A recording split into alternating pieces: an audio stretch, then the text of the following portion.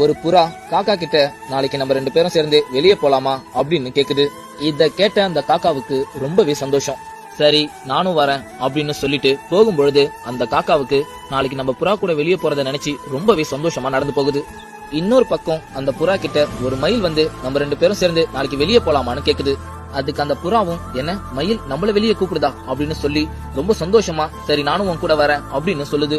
அந்த புறாவும் ரொம்ப சந்தோஷமா போய் அந்த காக்கா கிட்ட காகமே நாளைக்கு உன் கூட வெளியே வர முடியாது, நான் மயில் கூட வெளியே போறேன் அப்படின்னு சொல்லுது. இத கேட்ட அந்த காக்கா ரொம்ப சோகமா ஏமாந்து போய் நிக்குது.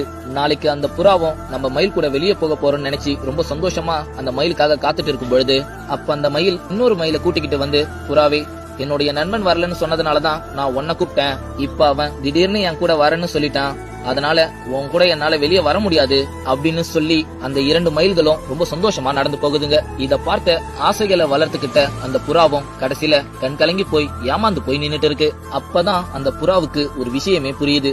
நம்ம எதிர்பார்க்கிற விஷயங்கள்லாம் நம்ம எதிர்பார்க்கிறவங்க கிட்ட இருந்து கிடைக்காது, நம்மள யாரு எதிர்பார்க்கிறாங்களோ அவங்க கிட்ட இருந்து தான் நம்ம எதிர்பார்க்கிற விஷயங்கள் கிடைக்கும்னு புரிஞ்சுக்குது. இந்த குட்டி ஸ்டோரி பிடிச்சிருந்தா மறக்காம லைக் பண்ணுங்க.